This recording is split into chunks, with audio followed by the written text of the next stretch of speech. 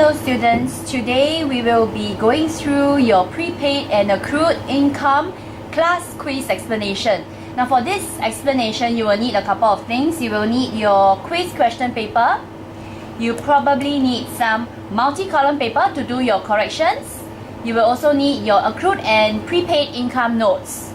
Okay, but just in case you don't have your notes, you really should have them, but let's say if you don't have, let's just quickly go through what I have here as a very brief summary.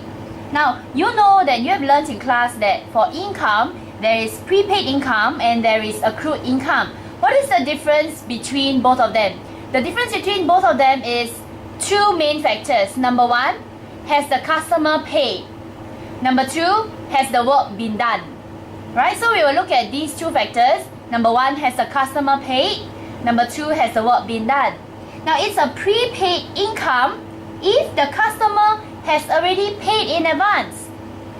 That means the business, you have already received the money.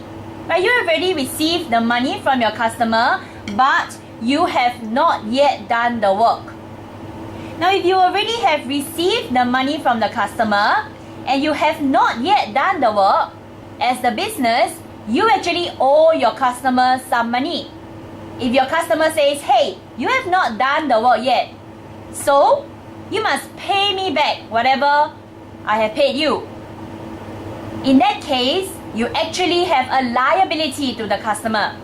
You owe your customer work, or looking at it from another perspective, you have to pay your customer back if you don't do the work for your customer. Therefore, since the customer has already prepaid you in advance, what you will need to record is an increase plus current liability.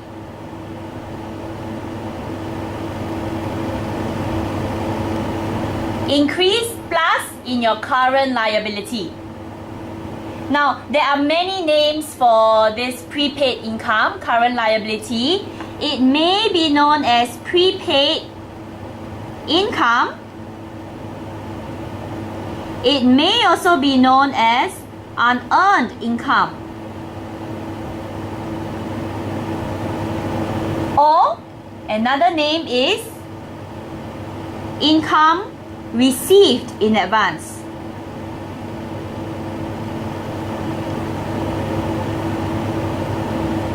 We have already gone through these names of prepaid income in class, right? So since your customer prepaid you already and you haven't done the work, you need to record an increase in current liability.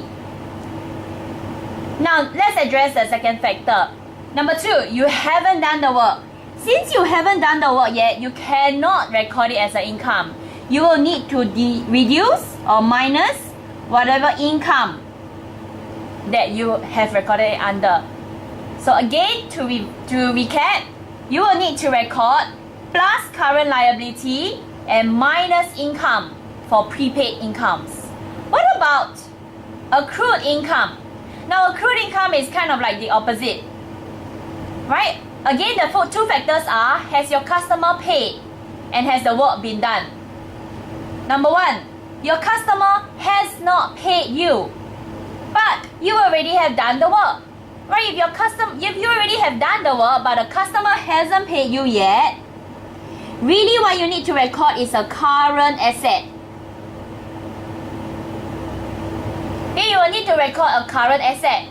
Now this current asset again has a couple of names. You can call it an accrued income. You can call it income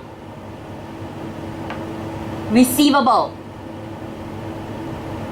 i.e., it's a receivable. You are going to receive it from your customer. The second point is this. Since you have already done the work, you will need to record a plus. Right? You need to record an increase in your income. You have done the work, please record the income plus. So again, this is a very brief explanation of what is a prepaid income and a accrued income.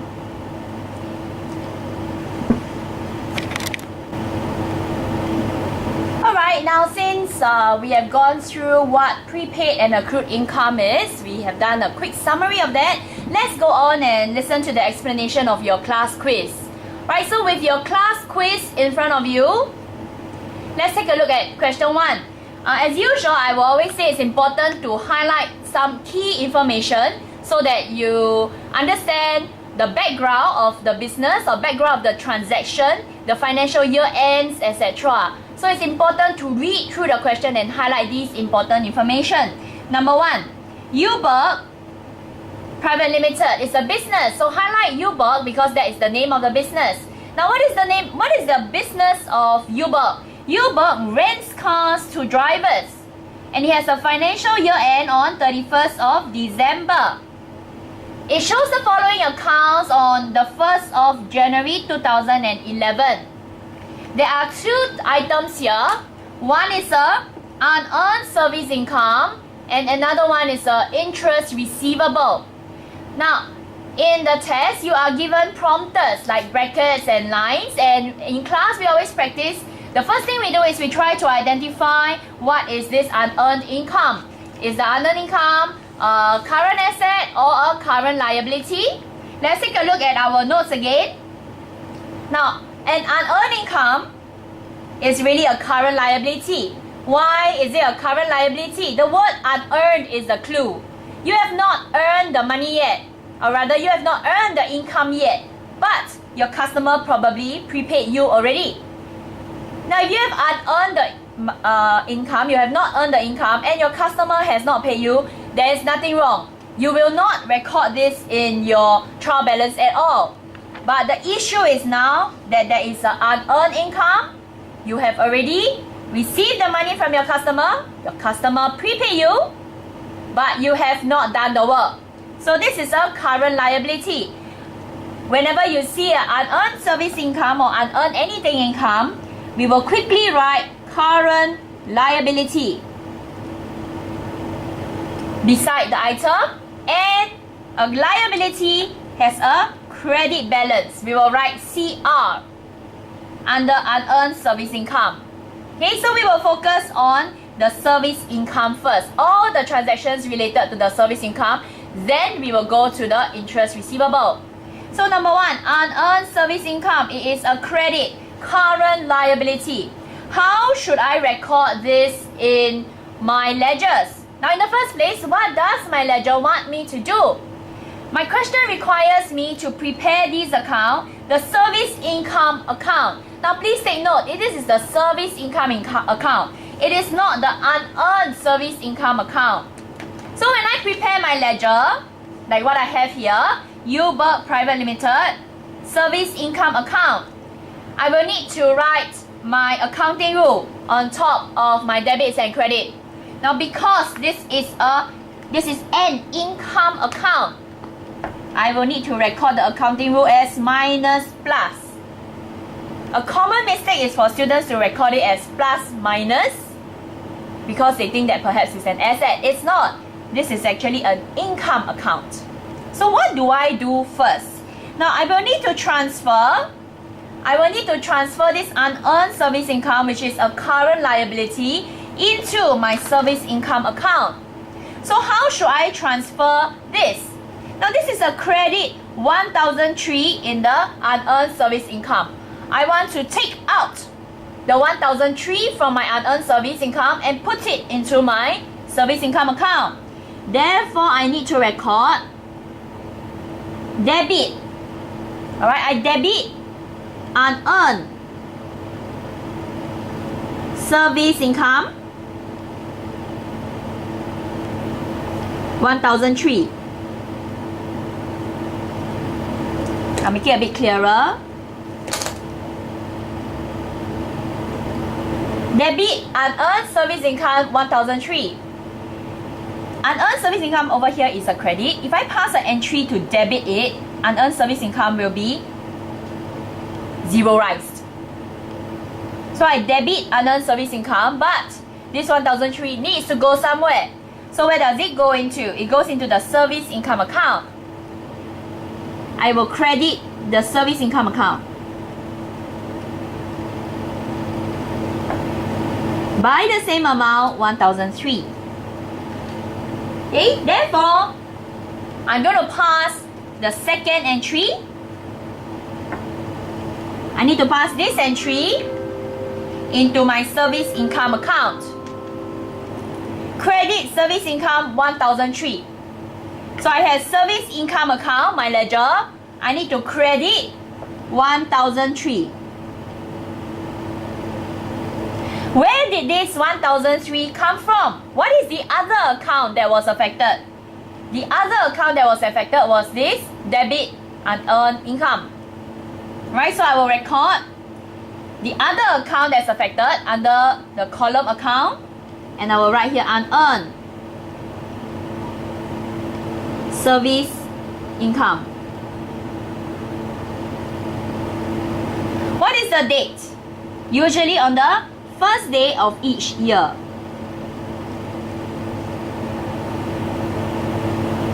Of course, at the end of the whole transaction, I will need to record the final balance, 1,300 debit. So this will give me 1 mark.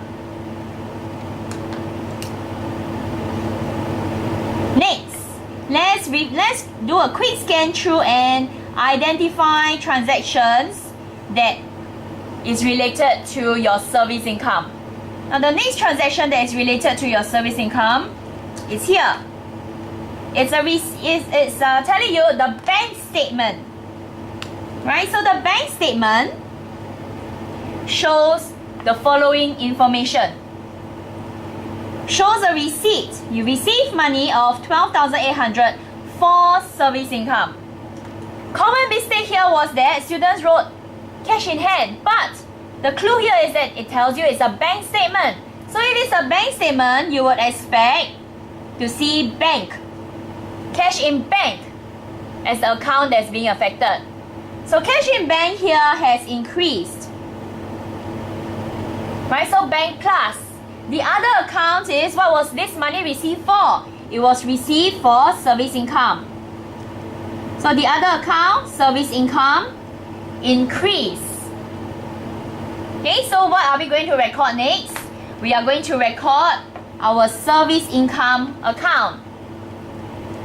So again, I go back to my service income ledger and I will record. Over here, you want to record service income increase by 12,008. So I will record in my ledger, service income account increase plus 12,008. What is the other account that's affected? The other account affected is bank. So I will write cash in bank.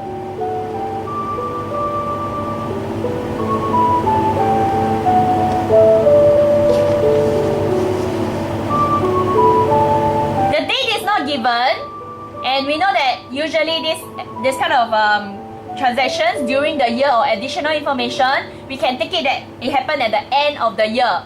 Okay, so that year end is 31st of December. I should record 31st December as my date. Of course, end of the ledger by recording the final balance. 1,003 credit plus credit 12,800. That will give me 14100 credit. Right, I'm going to find the next information that relates to my service income again. Next information, no, this one is interest income. I'm going to ignore it. There you go. Transaction 2. Service income for the year amounts to 15,000. Now I reminded us in class many times. Whenever we see for the year, whenever we see annual income, whenever we see monthly income,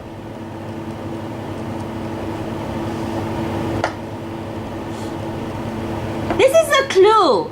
It's trying to tell you that for the entire year, the full amount of service income is 15,000. Now, Another clue is trying to tell you is, for the whole year, the service income is 15,000. Therefore, in your income statement, you are only going to show 15,000 as service income. So, what you will need to record as the other account affected is profit or loss. Now, profit or loss is always in the minus column of your income or expense account. Therefore, we will record service income account. You take out, minus, you take out 15,000 from your service income account, and you are going to transfer it to the profit or loss account. Happened on the 31st of December. You take out $15,000, that is the full amount of service income you are going to earn for the entire year, and you transfer it to your profit and loss income statement account. Again, it happens at the end of the year. The final thing again we do is we are going to record the balance. So the balance here is 14,100 credit. And I'm going to record a minus 15,000. Now that will result in me having a $900. It's a negative amount because 14,100 minus 15,000 is negative 900. So if it's a negative amount, we are going to record it as a debit balance. Any other information relating to service income, we go through A, don't have already. So we are going to close off this account. Now as we close off this account, we cannot just leave it off to $900 debit. You know you need to transfer it somewhere. But transfer it where? You will look at the final debit or credit balance. Right, the final debit or credit balance is a debit here. It tells you it's an asset. Right, it tells you it's an asset. This income has become an asset. What does that mean?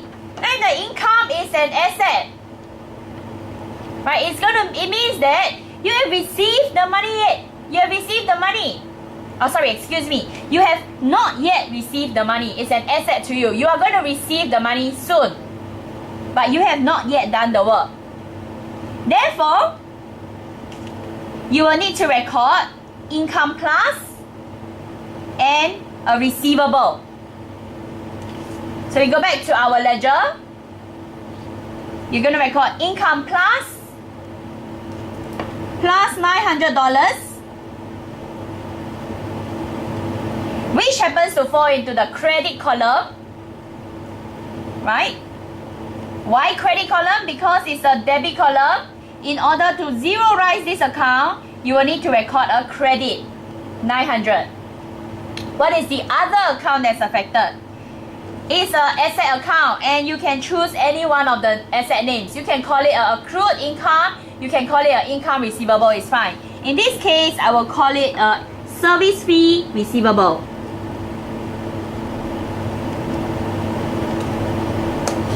Excuse me, it should be a service income receivable.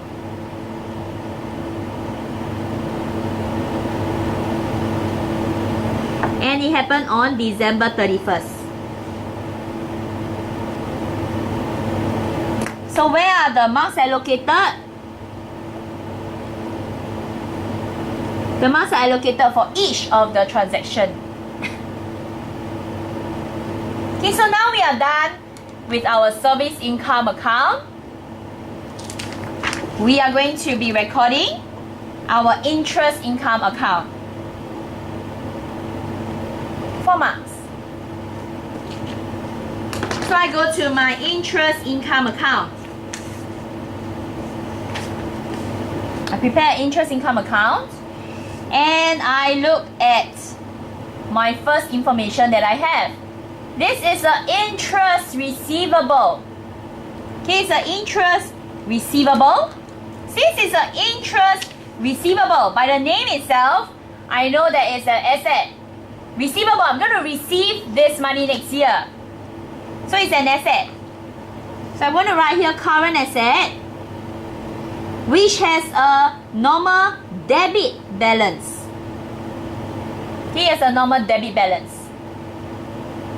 As with the unearned service income, we remember that The question wants us to prepare the interest income account, not the interest receivable account.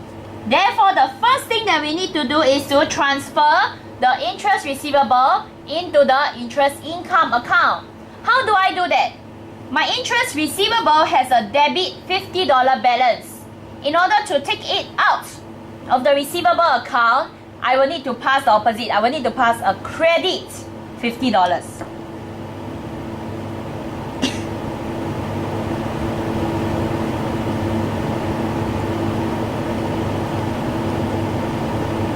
I credit interest income receivable $50. I take out from the interest income receivable account. It is now 0. So where do I put this $50? I'm going to put it into the interest income account.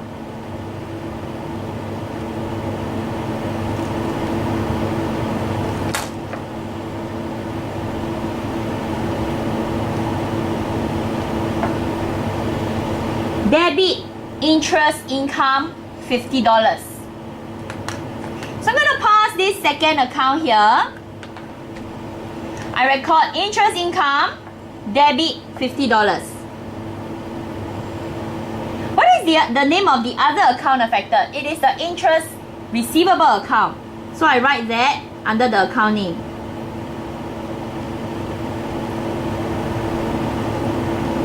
When did this transaction happen? On the 1st of January. So I write that date as well. And finally, I record the ending balance. $50 debit.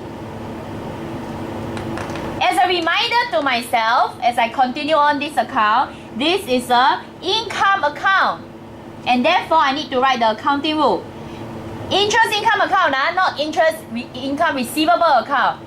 So if this is the income account, accounting rule is minus plus. A common mistake was many students recorded an asset account, plus minus. No, you're preparing the income account, not the receivable account. Okay, so we go on again and we try to identify any transaction that has got to do with interest income. And we found it. Next one, U-Book bank statement shows the following information. Receipt, $230 in the bank account for interest income. Okay, therefore, a similar double entry needs to be recorded. I received this money in the bank account. Therefore, I record bank plus.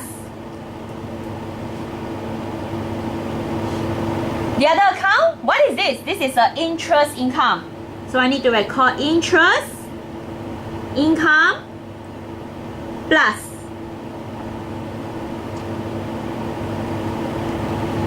Interest income plus. In my ledger, I'm going to record this interest income plus. So going to my interest income account, I record interest income plus how much? $230. What is the other account that was affected? The other account affected was bank. So I will write cash at bank. Date, year end. And finally, I will record my balance.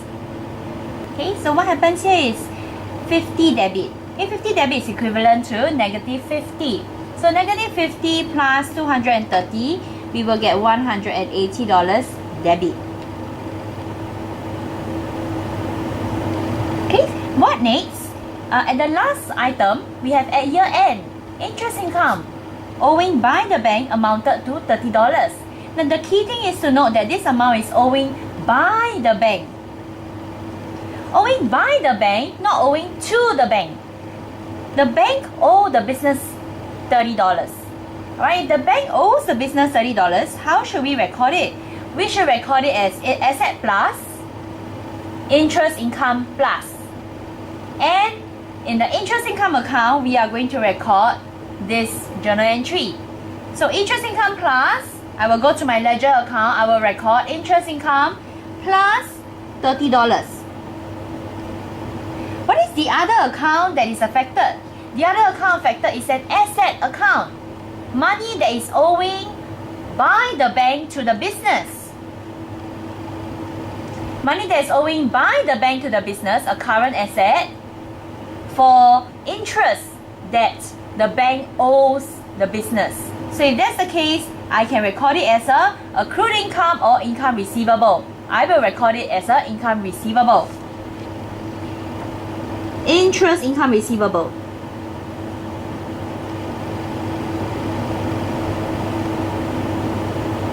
And the date should be December 31st.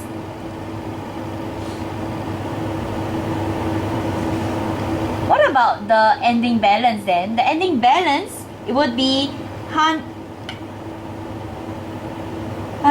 record wrongly again. What am I talking about?